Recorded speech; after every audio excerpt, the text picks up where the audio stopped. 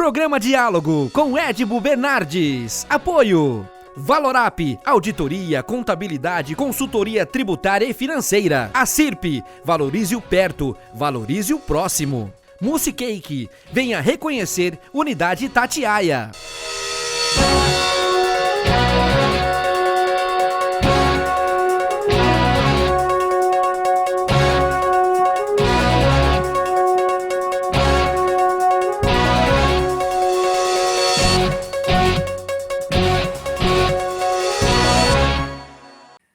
Olá, estamos iniciando mais um diálogo e eu propus esse tema, a vida na UTI, ou de existe vida na UTI. E nada melhor do que esses dois convidados que vão falar para a gente, Dr. Leandro Pérez, do Hospital Berânia. Muito obrigado, doutor, por receber a gente e falar um pouco dessa vida maluca que vocês estão levando. Eu que agradeço, Edmo, pelo convite, viu? E Dr. Marcos Feres, Bom, é preciso apresentar, doutor Leandro, Dr. Marcos Feres ou não? Dispensa a apresentação. O Dr. Marcos é um ícone aí da terapia intensiva no Brasil, né? Dr. Marcos, obrigado por atender a gente. Obrigado, Edmo, obrigado de estar participando aqui junto com o nosso colega Leandro, também intensivista aqui na nossa cidade de Ribeirão Preto, e muito obrigado pelo convite. Bom, a minha primeira pergunta é com relação à preocupação, isso está na boca do povo já faz meses, com relação aos profissionais de saúde, né? Vocês coordenam UTIs, porém vocês não são sozinhos dentro da UTIs, e aí vocês demandam, Leandro, um corpo de profissionais, se você quiser citar os profissionais, mas a ausência desses profissionais agora que o bicho está pegando. É verdade, Edmo. Nós temos tido um aumento muito grande da demanda de número de leitos em terapia intensiva, né? Então, antes, um hospital que nós tínhamos 20 leitos, desses 20 leitos tínhamos 6, 8, 10 pacientes entubados. A nossa realidade atual é que nós precisamos, pela demanda social mesmo, aumentar em muito o número de leitos, né? Hoje, por exemplo, o Hospital Ribeirânia tem 34 leitos de UTI, nós temos uma previsão de até o final da semana chegar a 40 leitos, e desses 32, hoje, 30 pacientes estavam entubados, né? Então, são pacientes muito graves. A gente sempre fala que leito de UTI não é só ter uma cama, um respirador e um monitor. Na verdade, a gente precisa de uma equipe multiprofissional, né? Eu preciso do médico intensivista, que é um profissional escasso. Nós temos poucos profissionais com essa formação no nosso país, e para uma necessidade crescente por conta do aumento do número de leitos, né? Eu tenho que ter uma enfermagem muito bem treinada, muito bem, com expertise em pacientes graves, né? Tenho que ter fisioterapia, nutrição, fonoaudióloga, terapia ocupacional, psicólogos, assistentes sociais. Então, é uma equipe muito grande para a gente conseguir gerir um leito de UTI para poder dar uma qualidade assistencial para esse doente tão crítico. Doutor Marcos, pode complementar, porque além desse número, esse elenco de profissionais, né? Quer dizer, o profissional não trabalha um turno só, ele não fica 24 horas, né? Você precisa de 3 profissionais de cada especialidade. E aí, se está difícil arrumar um, quanto mais 3. Exato. Só complementando o que o Léo falou, é o seguinte, a demanda de leitos está muito grande mesmo. Lá no hospital que a gente coordena, lá na Beneficência Portuguesa, junto com o Dr. Divino, é o seguinte, nós estávamos com 30 leitos de UTI para Covid, único e exclusivamente para Covid, 20 reservado ao SUS e 10 a convênios. Isso já está colapsado hoje. Hoje nós estamos com 100% de ocupação total da UTI, tá certo? E pessoal doente no pronto-socorro esperando algum tipo de internação. E 90% dos leitos de enfermaria, onde a enfermaria faz um total de 60 leitos de enfermaria, ou seja, completamente ocupado. E como o Leandro falou, são profissionais que é multiprofissional, na verdade. É o médico, é a físio, é a fono, é a nutrição, é a enfermagem. E como essas UTIs são em vários locais da planta física do hospital, então você tem que ter uma equipe em uma unidade, outra equipe em outra unidade, outra equipe em outra unidade. Não dá para você ficar colocando um profissional só cuidando de todas, tá certo? Isso requer um grande número de profissionais nessas várias áreas, e nós já estamos totalmente esgotados, porque é escala em cima de escala. É escala refazendo, quando fura uma escala porque um pegou Covid e se afasta, você tem que já repor aquele profissional, e não é só o médico que pega Covid, o funcionário pega Covid, a nutricionista, a fisioterapeuta, são os que mais estão expostos a essa contaminação. De modo que está muito difícil a gente compor todo o RH necessário para dar um bom andamento. E como já foi dito, o profissional de terapia intensiva, ele é uma pessoa especializada, tá certo? Então, você não tem uma quantidade suficiente de profissionais especializados para repor todas essas unidades em todos os hospitais de Ribeirão Preto, tá certo? Nós temos inúmeros hospitais de Ribeirão Preto, cada hospital com várias unidades de terapia intensiva, e cada unidade de terapia intensiva tem que ter um intensivista, um físio, um nutricionista, um nutrólogo, e por aí vai. Isso está difícil. Muitas das vezes a gente tem que colocar profissionais outros não intensivistas no plantão, tá certo? Você não consegue fazer as 24 horas, 7 dias por semana. Há um ano. É impossível. É exatamente isso que eu ia perguntar para o doutor Leandro. Doutor Leandro, estamos completando um ano, né? Quer dizer, vocês estão acompanhando isso, quer dizer, deve ter tido momentos de delírio, né? A gente tem ouvido falar de colegas de vocês, não só médicos, mas nessas áreas que o senhor citou aí, doutor Leandro, que o pessoal foi para depressão, estresse, pegou Covid, ou até... Pode falar, Marcos. Pode falar. É muito... O Leandro também deve ter tido essa experiência, com certeza, porque ele é um intensivista de raiz. Então, é o seguinte, a gente vê profissionais, entendeu? Completamente abalado, tá? Não só com as mortes, mas aquilo que antecede a morte, quando a pessoa, o paciente, vai ser entubado e ele está consciente, porque as medidas anteriores, como catéter nasal de oxigênio, catéter nasal de alto fluxo, ventilação não invasiva, não deu certo, e você vai partir para a intubação, e ele está consciente, ele pede muitas vezes, por favor, fala para minha mulher que eu amo ela, fala para os meus filhos que eu amo ela, que eu estou com eles, que Deus vai me salvar. Então tem uma infinidade de colocações que esse momento te pega, que é a hora que você faz a sedação e faz todo aquele procedimento protocolar da sua intubação no paciente COVID. Isso sabe o que está... Sabe o que parece isso que você está me falando? Que o avião está caindo. Quando você está lá em cima, o avião começa a cair, você começa a rezar, pedir desculpa, perdão, querer falar para a mulher que ama, para os filhos e o caramba quatro. Mas, Leandro, os colegas de vocês, em primeiro lugar... Não, nós vemos um esgotamento muito grande de todas as equipes, né? Independente da classe profissional, nós todos estamos muito cansados, né? Quase um ano aí já na batalha, e como o Dr. Marcos falou, né? Nós cansamos de ver situações muito tristes dentro da UTI. Claro que a gente tem inúmeras situações aí de felicidade, né? De a gente reabilitar um doente, de mandar uma paciente para casa que ficou muitos dias de ventilação mecânica, mas a gente já viu parto dentro da UTI, Covid, né, com mães com Covid, partos de urgência, a gente já viu marido e mulher um ao lado do outro, marido e mãe, mãe, filhos, então está cada vez mais frequente esses graus de parentescos muito próximos, né, dentro da UTI. E como é uma doença muito frequente, né, frequentemente nós temos aí colegas nossos com familiares dentro das UTIs.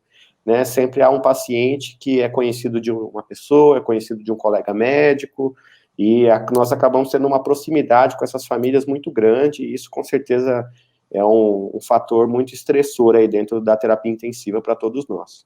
Lá no Ribeirânia, vocês perderam muitos colegas, ou por depressão, ou estresse, ou Covid, ou mesmo assim, não quero mais, porque eu não estou aguentando mais, estafa. Perdeu também lá no Ribeirânia? Nós tivemos a infelicidade, né, de perder um colaborador, não do Ribeirânia, mas do grupo, e tivemos também algumas demissões que colegas pediram para sair, né, que não estavam sobrecarregados, em burnout, que é uma situação muito comum e compreensível dentro aí do contexto da UTI Covid, né? Como o Dr. Marcos falou, esse momento da pré-intubação, né, o paciente sempre traz alguns questionamentos que a gente, infelizmente, não consegue dar resposta, né? Por exemplo, doutor, eu vou voltar? A gente não sabe, né?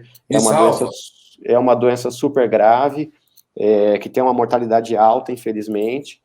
A gente, com as medidas que a gente vem tomando, né, ventilação protetora, algumas coisas, a gente consegue reverter grande parte dos quadros, mas é uma doença que no mundo inteiro tem levado a vida de muitas pessoas. Então, Marcos, lá na Beneficência, em relação aos colegas, tá dramático também, não só a falta, né, de precisar conseguir, porque o Dr. Leandro falou que vai ter que abrir 5, 6 leitos até domingo. O senhor também está disponibilizando para o SUS. Mas e os colegas, né? Como é que nesse período, os números são dramáticos, né? Os números são internações, absurdo o que está acontecendo. Mas e os colegas seus? Então, Edmo, a situação é muito semelhante em todos os hospitais, né? Como foi dito aí pelo Leandro. Você tem um esgotamento dos profissionais e muitos deles, alguns colaboradores já pediram para sair e não querem mais trabalhar em Covid por arranjar outro tipo de emprego, que nessa situação está difícil, tá certo?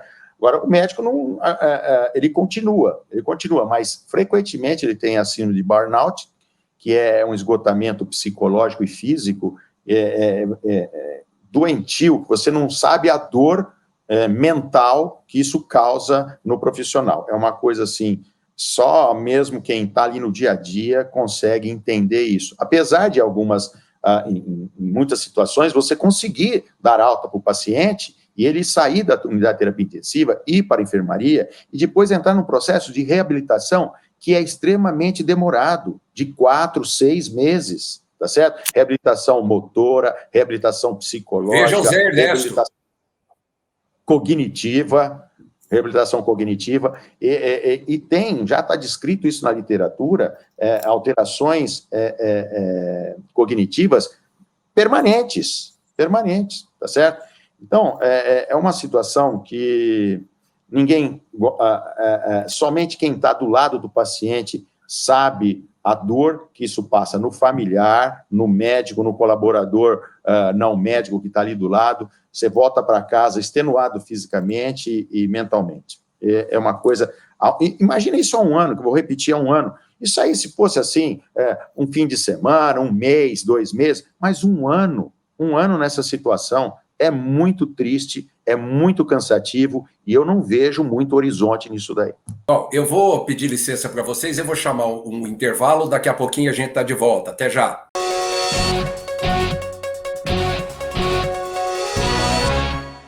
O Instituto Butantan comunica a entrega de mais 3 milhões de doses da vacina contra a Covid-19 para o Brasil. Até agora, já foram entregues 25 milhões e 600 mil doses. Até 30 de abril, serão mais de 46 milhões. 9 em cada 10 vacinas aplicadas no país são produzidas pelo Butantan, em São Paulo.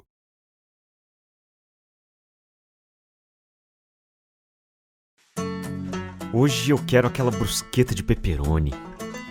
Eu não vejo a hora de provar o confit de pato. Ou será que peço o risoto de carne seca, hein? E eu mereço o brownie de sobremesa. Eu vou pedir a torta de chocolate com geleia de damasco. Nossa, a gente nem chegou e já tá pensando na sobremesa. O mousse cake da Itatiaia agora é My Mousse Cake. O mousse cake que você sempre amou, com tudo que você sempre pediu.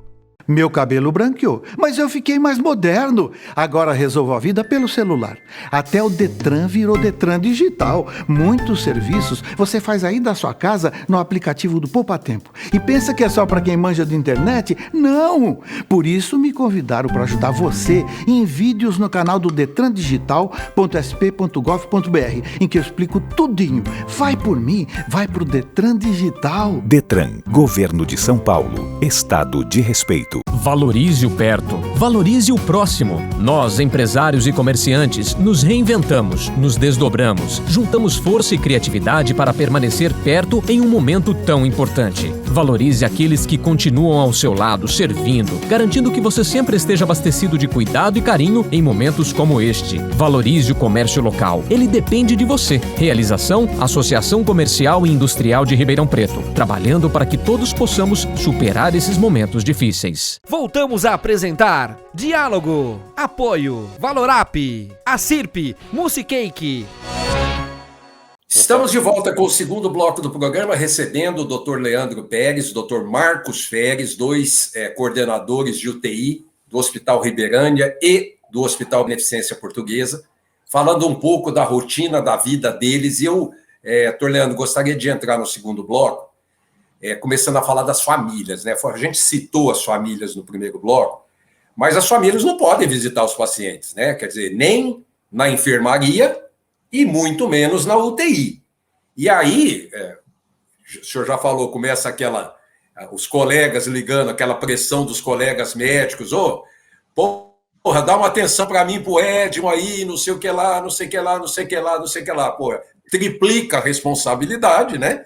Quer dizer, mas as famílias, como é que você tem sentido isso e dado amparo? Porque é muito importante, né? Quer dizer, a família está tão doente quanto doente.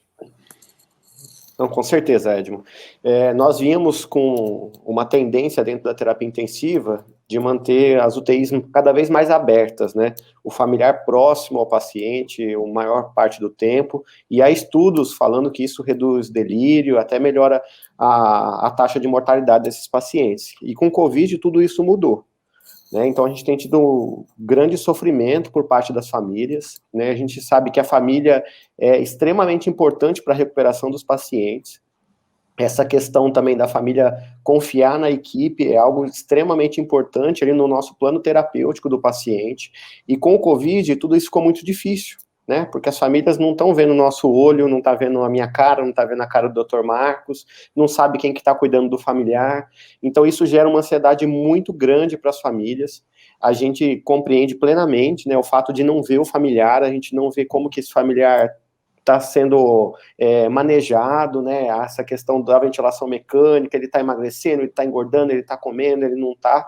Então, os familiares realmente ficam desesperados. E com essa questão dessa falta de informação, né, visual da família, a gente acaba tendo essas questões, né, de colegas querendo saber, ou até de outras áreas, né, e acaba que gera boatos, e às vezes, muitas vezes infundados, e isso é muito ruim, né, por isso que a gente sempre conversa com os familiares, tenta manter uma relação cada vez mais próxima, para realmente eles terem um norte ali em quem confiar, e para confiar numa pessoa só, né, a gente não pode ficar com várias pessoas falando, porque senão acaba que as informações ficam desencontradas, e muitas vezes inverídicas.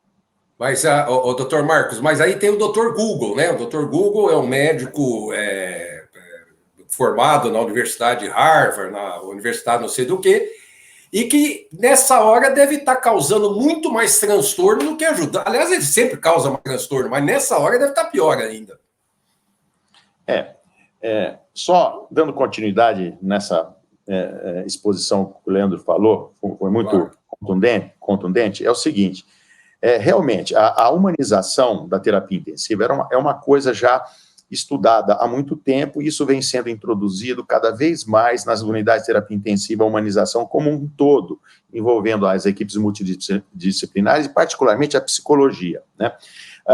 Nessa fase em que não acontece a visita no paciente COVID, porque mudou, porque a gente estava com todo um plano de humanização, visita aberta e tal, né, nesses protocolos atuais de humanização. Porém, com o COVID veio o que aconteceu, isso teve que ser restringido.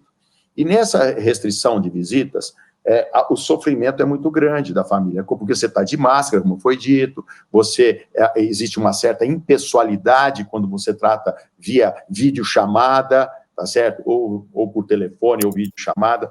A gente faz videochamada quando o paciente está consciente. Quando o paciente está inconsciente, a gente evita fazer isso e faz uma conferência com a família junto com a psicologia. A psicologia tem dado um suporte muito bom nessa situação em que do alívio da dor, né, da dor mental que acontece nos pacientes e também nos médicos. Agora, quanto ao Dr. Google aí que você falou, isso é uma coisa impressionante. É impressionante.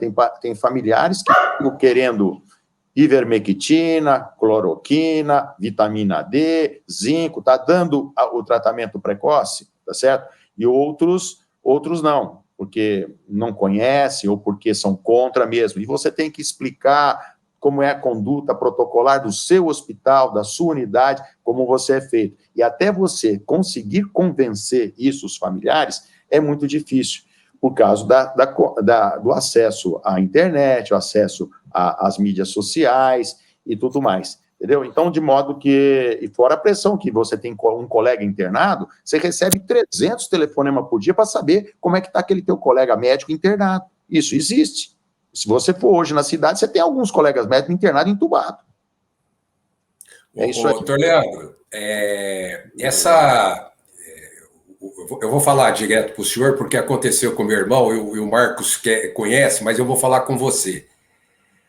Me ligou uma pessoa conhecida outro dia desse, falou, olha, tem uma pessoa, meu irmão está com sintoma de Covid, e ele foi no médico, qual que é o melhor médico? Dá para você perguntar para o seu irmão? Falei, dá. Vou perguntar, né, que meu irmão é médico. Perguntei para ele falou assim, olha, o melhor médico de Covid que tem hoje na cidade é esses que estão lá no hospital, na linha de frente, que há 1 ano estão tratando do negócio, e são as pessoas que mais entendem de Covid, são aqueles lá, qualquer um deles que estão lá no hospital, deposita toda a fé na mão dessa pessoa, que é o melhor médico para tratar de Covid. Exatamente isso. Porque quem está na lida diária, na beira do leito, intubando, mexendo na ventilação mecânica, calculando hidratação, indicando hemodiálise, fazendo anticoagulação, pedindo tomografia, indo com o paciente até a tomo. Sabe o que é ir o paciente até a tomografia para refazer uma tomo, com o paciente entubado, cheio de bombas de infusão, recebendo remédios para manter a pressão e outras, nutrição e tudo mais? Isso somente mesmo o médico da beira do leito, intensivista de preferência, se não for, é um clínico ou é um cirurgião, é de uma outra especialidade, mas com conhecimento voltado a essa particularidade que nós estamos vivendo de Covid nesse 1 ano. Doutor Leandro. Só para complementar, o Dr. Marcos já falou muito bem, por favor. Essa questão do Dr. Google foi extremamente importante no Covid, né? Atrapalhou muito, eu acredito, aí, que na condução dos casos.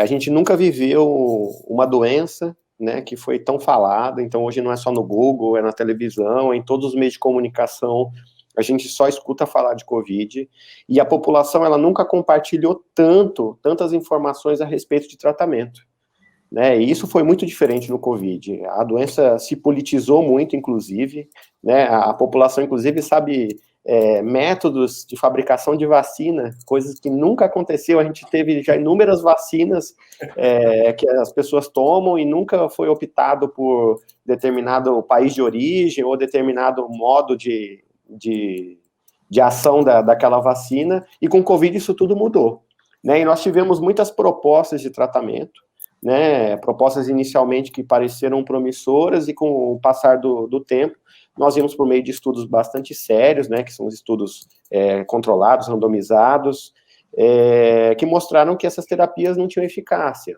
E há uma pressão muito grande no uso de algumas terapias que mostram que aumenta a mortalidade. E essas terapias, como o Dr. Marcos falou, nós temos um empenho muito grande em realmente não fazer uso, né, e para haver um convencimento, né, dos familiares que talvez determinada droga não seja o melhor naquele momento para aquele paciente, isso é algo que a gente vem batalhando todos os dias, mas que a gente está conseguindo aí, por muita conversa, conseguir a confiança das famílias, realmente, para a gente fazer o melhor tratamento para os pacientes. Mas como o tema que eu propus foi a vida dentro da UTI, e o doutor Leandro levantou uma tese sobre a politização do caso.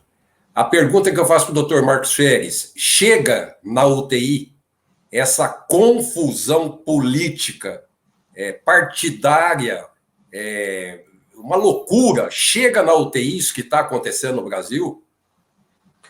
Edmo, chega de uma forma na conduta médica, isso existe, né? Mas não se dirigindo a partidos políticos, a personagens políticas, isso não, mas ao que eles propalam a fazer. Então, tem famílias de pacientes que querem receber o kit COVID do tratamento precoce. E a gente tenta explicar, como foi dito, que isso está muito bem documentado na literatura médica, que estudos sérios, randomizados, duplo cego, bem feitos, publicados em jornais, em revistas internacionais como New England, JAMA e British Journal, ou seja, um monte de revista mostrando a ineficácia desse tratamento. E, pelo contrário, podendo causar até malefícios para o coração.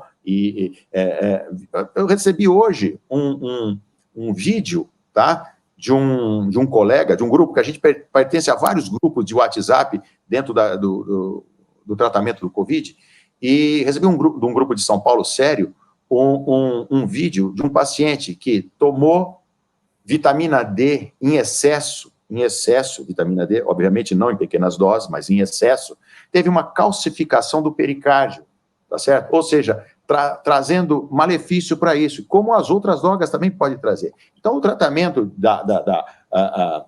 da Covid nesse kit foi lá no começo, onde a gente tinha dúvidas, inclusive já foi até usado por muitas dessas instituições que atualmente não usam, usaram lá no começo, porque ainda não tinha estudos perfeitamente controlados e que mostrassem uma boa resultabilidade, e que isso não foi mostrado, entendeu? Doutor Leandro, mas o médico, que seja ele da especialidade que for, mas que está lá na frente, ele não pode levar essa política, e não deve, acho que não leva essa política para dentro do atendimento do serviço lá dentro. Ele vai guardar ivermectina, ele vai guardar hidroxicloroquina, ele vai guardar tudo isso lá na casinha dele, mas ele não leva lá para dentro do trabalho, do serviço, né? Isso, Edmo. Nós temos alguns preceitos éticos, né, e o principal deles é o primo non nocere, né, que é primeiramente não fazer o mal. Então, algumas determinadas drogas, que nós já sabemos que temos desfechos negativos com o uso delas, realmente essas drogas não devem ser usadas, né, independente de idealização, de ideologia política do profissional. Apesar de que a gente recebeu um vídeo aí, até antes da gravação, eu estava comentando com o Dr. Marcos Feres, de um médico aqui de Ribeirão Preto, dizendo que ele indica ivermectina, hidroxicloroquina, qual que é o outro, Dr. Marcos Feres? Tinha um terceiro medicamento. Vitamina D e zinco. Vitaminas D e zinco, quer dizer, desculpa, não ajuda em nada, não contribui em nada e contraria tudo que vocês estão fazendo e contraria toda a ciência. Bom, isso é bastante interessante, Edmo. Desculpa, doutor Marcos. Claro. Não, só como o que você falou. Rapidinho, que nós estamos chegando no final. Tá, isso daí fica a critério do médico prescrever. Ele tem o direito de prescrever desde que ele assuma os benefícios e os riscos disso também, tá? Agora, dentro de uma instituição onde já foi definido o protocolo, ele tem que obedecer à instituição, aos protocolos da instituição. Agora, no seu consultório, na sua vida diária, tal, ele pode prescrever o que ele quiser, desde que ele assuma os riscos da prescrição, entendeu? Doutor Leandro. Era isso que eu ia complementar, né? O próprio CFM, ele dá autonomia para o médico, inclusive, de fazer a prescrição desses medicamentos, né? O que é bastante interessante, Edmo, é que vários desses medicamentos, eles têm um princípio fisiopatológico realmente de combate ao vírus, né? A grande questão é que pesquisa clínica é algo que não é algo muito próximo da maioria dos médicos, né? Nós temos muitos medicamentos, por exemplo, que eles têm ação in vitro, né? Que é isso? É a mesma coisa, eu pego o vírus e coloco água sanitária no vírus. Então, eu consegui matar vírus com água sanitária. Não quer dizer que se nós ingerirmos água sanitária, isso vai ser benéfico, né? Por quê? Porque a ação in vitro, que é totalmente diferente do in vivo. Por isso que é bastante importante, na prática clínica, né, nós nos pautarmos aí nesses estudos que o Dr. Marcos comentou, que são estudos clínicos randomizados, controlados, né, multicêntricos, que são realizados em vários hospitais, em vários países, para a gente realmente ter uma validação clínica no uso dessas drogas. Quero agradecer, Dr. Leandro Pérez, Dr. Marcos Feres, muito obrigado. Espero que o nosso telespectador tenha gostado desse papo e fé nos nossos médicos, porque nós temos uma equipe muito boa em Ribeirão Preto e que a gente confia e continuando, usando máscara, distanciamento, por favor, e álcool em gel na mão.